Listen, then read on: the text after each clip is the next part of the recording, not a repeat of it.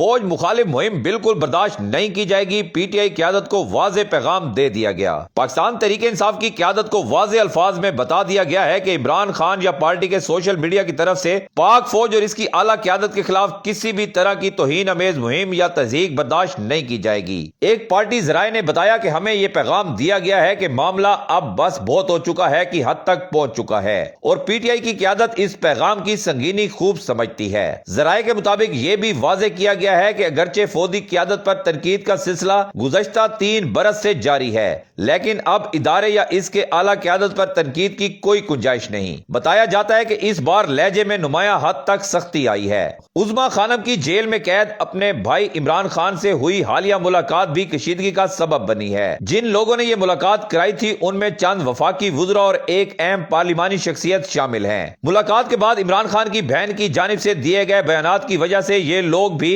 ہضمیت کا شکار ہوئے ہیں۔ یہ معاملہ پی ٹی آئی کے ارکان پارلیمنٹ کے درمیان زیر بحث آیا اور بتایا جاتا ہے کہ کئی سینئر رہنماؤں نے اس صورتحال پر مایوسی کا اظہار کیا جسے وہ کھل کر بیان نہیں کرتے، لیکن آپسی گفتگو میں اس بات پر زور دیتے ہیں کہ عمران خان کے اہل خانہ کو احتیاط سے کام لینا چاہیے اور ان کے سخت بیانات کو عوام میں دہرانے سے گریز کرنا چاہیے، خصوصاً اس وقت میں جب پارٹی سیاسی سپیس اور مکالمے کی متلاشی ہے۔ ذرائع نے مزید بتایا کہ کچھ پارٹی رہنماؤں کو 2 ٹوک الفاظ میں بتا دیا گیا ہے کہ پی ٹی آئی کے سوشل میڈیا کی مکمل نگرانی کون کرتا ہے اور کس طرح اس کا مواد تیار ہوتا ہے اور کیسے طے ہوتا ہے اور پھر کس طرح اسے عمران خان کے اکاؤنٹس اور دیگر انداز سے پھیلایا جاتا ہے۔ ایک ذرائع کا کہنا تھا کہ آئندہ فوج اور اس کی اعلیٰ قیادت پر تنقید بالکل برداشت نہیں ہوگی، اور یہ بات پارٹی کی قیادت کو بالکل واضح طور پر بتا دی گئی ہے۔ پی ٹی آئی کی پارلیمانی صفوں میں غالب رائے یہ ہے کہ سیاسی حل کا واحد راستہ بات چیت ہے، اور کئی ارکان سمجھتے ہیں کہ پارٹی کے مستقبل کے لیے روابط اور بات چیت ضروری ہے۔ تاہم وہ یہ بھی تسلیم کرتے ہیں کہ عمران خان کے بیانات اور پی ٹی آئی کے سوشل میڈیا کا بیانیہ